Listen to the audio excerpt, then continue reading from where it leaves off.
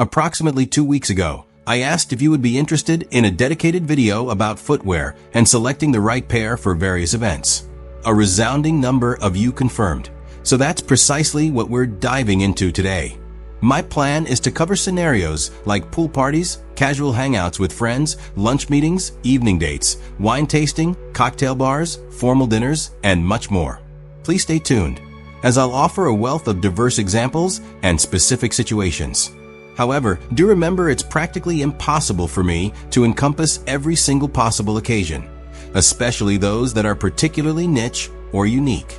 Nonetheless, keep in mind there will be significant overlap. Often, a shoe suitable for one event can seamlessly transition to another. I had initially hoped to personally demonstrate many of these outfit ideas. However, as many of you know, I underwent surgery 4 days ago, which makes changing clothes and shoes as frequently as needed for this video quite challenging. Still, I am committed to doing my utmost to find and display various examples for you. Let's begin with the simplest category, your casual moments. Think beach days, pool parties, or a backyard summer barbecue. Here, casual is the guiding principle. If water is involved, flip-flops are completely acceptable. For virtually any other situation, however, flip-flops are not appropriate. When it comes to clothing, shorts, swim trunks, t-shirts, and tank tops are all perfectly fine. It's quite straightforward. Now, let's advance to what you might wear for a Saturday or Sunday sports bar gathering with your friends. Here, we're looking at sneakers or boots. When I mention sneakers, I'm not referring to your running shoes or any athletic-specific footwear. We'll discuss workout gear in a moment. Instead, I mean lifestyle sneakers, something akin to a classic white trainer, which is often the most adaptable choice. But feel free to opt for black, brown, gray, or even blue. From there, I'd likely choose a simple pair of blue, gray, or black denim jeans.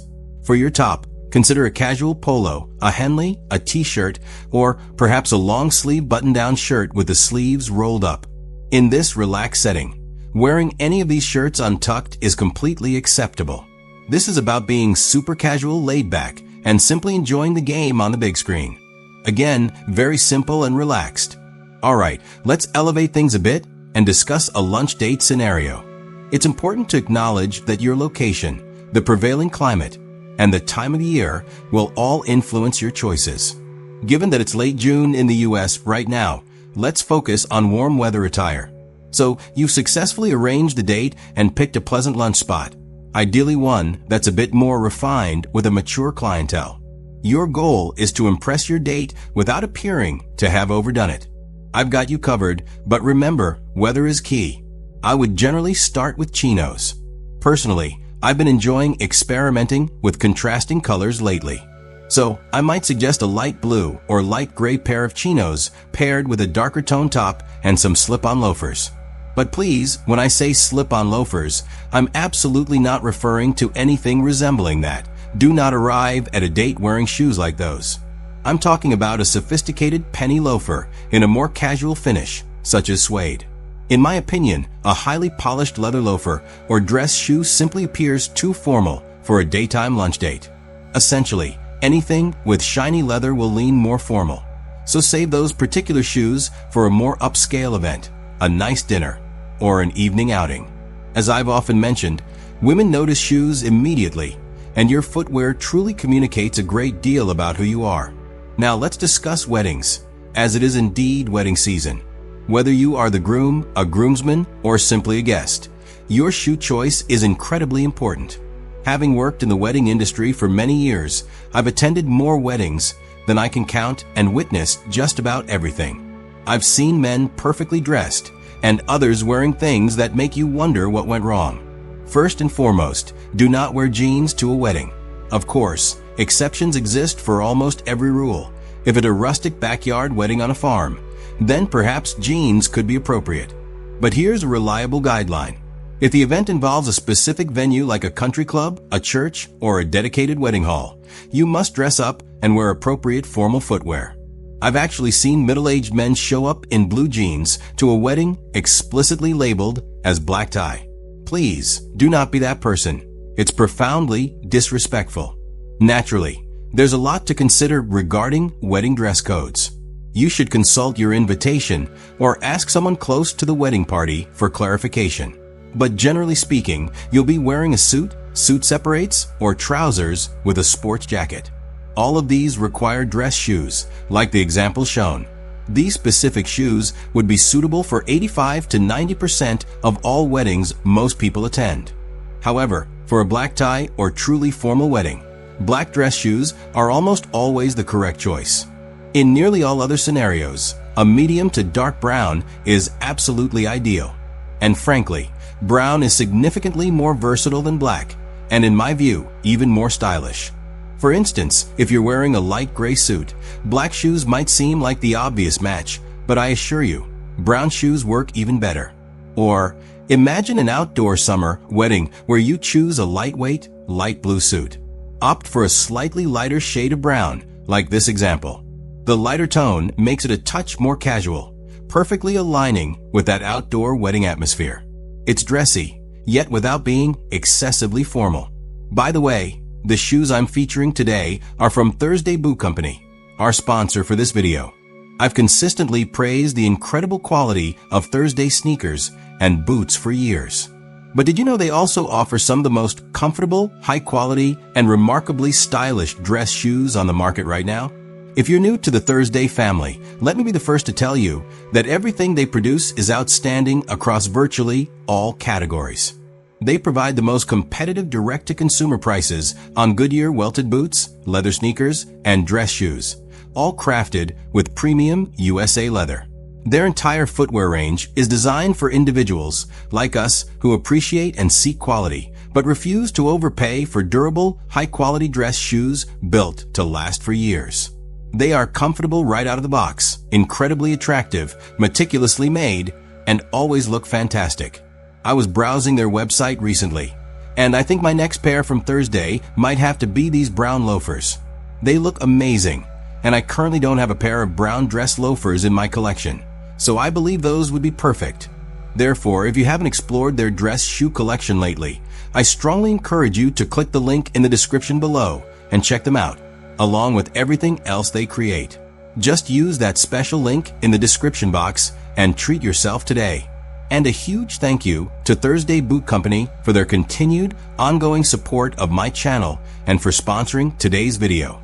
Alright, following weddings, let's transition to your date night. We've covered the lunch date, so now let's talk about an evening out. Once more, you want to impress your date without giving the impression you're trying too hard. Select a nice venue and pair it with dress pants, slacks, or tailored trousers. Choose something in a medium to dark gray or navy blue. Solid colors are fine, but I personally lean towards subtle, small patterns. From there, your options for tops expand considerably. But two things I would steer clear of are a plain white dress shirt or anything with an overly bold pattern. Sometimes, white can appear a little too stark for a moodily lit, candlelit evening dinner. So, I would opt for something in a more subdued, darker color palette. Perhaps consider a navy dress shirt, tucked in. Maybe you'd prefer a short-sleeve polo, but not just any polo. Make it something more elegant and stylish, and again, tuck the shirt in. It always looks better. If the weather is cooler, perhaps go with a fitted, lightweight sweater. For footwear, I would choose either a leather loafer or a more casual dress shoe, such as a brown brogue or a monk strap. A smooth, polished cap-toe Oxford could potentially be a bit too formal, whereas a brogue or a double monk strap, with their added detailing, fit the brief a bit better. They're sophisticated without being excessively formal. Either option would undoubtedly work well, but if it were my choice, I'd probably go with a brogue or a monk strap. Also, a nice leather loafer, like that pair I highlighted moments ago from the Thursday website, would be an excellent choice too. Okay, switching gears completely for a moment. What shoes should you wear to the gym? If you're primarily weight training, the shoes I most frequently observe on serious lifters are similar to these. While many brands offer similar styles, Converse or Vans are commonly seen among those dedicated to strength training. I believe it's more about maintaining foot stability on the floor rather than relying on the extensive padding you might find in running shoes. While that padding is incredibly comfortable, it can feel a bit unstable or squishy, when you're lifting heavy weights, making your feet and ankles feel less secure. These are what I personally wear. Now here's a question I'm asked all the time, especially since I reside in wine country: what to wear to a winery? Again, this is weather dependent, but I generally tend to dress 1 or 2 notches above what most men might consider. But here's the crucial point. If your winery visit is a shared experience with a date, girlfriend, or wife, understand that she will absolutely be dressing up. Practically every woman I observe at a winery is dressed to some degree. I'm not talking about evening gowns or cocktail dresses, but rather beautiful sundresses, comfortable heels, a coordinated bag, and perhaps even one of those fashionable straw hats, along with all the appropriate makeup and accessories. Essentially, what I'm saying is that women at wineries look fantastic. What's truly striking to see are those women accompanied by husbands or boyfriends who appear as if they just rolled out of bed or couldn't be bothered to put in even a minimal amount of effort. If it's particularly warm, as it often is here, feel free to wear some well-fitting, flat front chino shorts, perhaps with a nice linen shirt or a breathable polo. Pair these with elegant suede loafers or even a clean, crisp pair of white sneakers. Another excellent option is to choose a well-fitting pair of chinos with, again, some sophisticated suede loafers and a lightweight button-up shirt. Bonus points if you tuck your shirt in, but if you prefer to wear it untucked, just ensure it's not overly large or too long. It can be challenging to get ultra-specific sometimes, but the core message is this: if she's making an effort to look nice, she expects you to do the same. You don't necessarily have to go all out, but at least come close to matching her level of effort. Otherwise, I promise you, it looks incongruous and can be embarrassing for her. I've witnessed it countless times, gentlemen. It's not that difficult, and trust me, she will truly appreciate it. Hopefully, this addressed many of your questions. If so, please hit that like button to help the algorithm share this video with more men who need to see it. And with that, my friends, as always, thank you so much for watching. Live well, and I'll catch you in the next one.